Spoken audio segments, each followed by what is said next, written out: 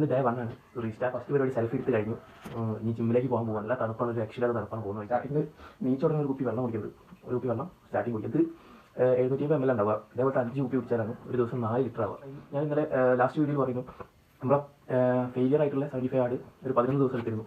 അതിനെക്കൊണ്ട് വന്ന ട്രാൻസ്ഫോർമേഷൻ എന്തൊക്കെയാണെന്നത് കാണിച്ചു തരാം. ആ 2 ഡേ പണിത് ശേഷം ലെവലിൽ എത്ര മാറ്റം ഉണ്ടെന്ന് നമുക്ക് മനസ്സിലാവണ്ടോ. എനിക്ക് നല്ലൊരു കോൺഫിഡൻസ് ആയി ഒന്നും കയറി കഴിഞ്ഞാൽ ഒരു രക്ഷയില്ലാത്ത നടപ്പാണ്. ഇതാണ് അത് പാർട്ണർ സെറ്റാക്കി ബാക്കിനേരി കാര്യം എന്തായാലും തമ്മിൽ ഉഷാറാക്കി വായ മക്കൾ കണ്ട വായ മക്കൾ അറിയാത്ത തൽക്കാലം സെൽഫി നിങ്ങളുടെ പിരിഞ്ഞു. കുറച്ച് ചെറുപയർ കടലൊക്കെ ഉള്ളതിന് വെച്ചാൽ അതുകൂടി കഴിച്ചു.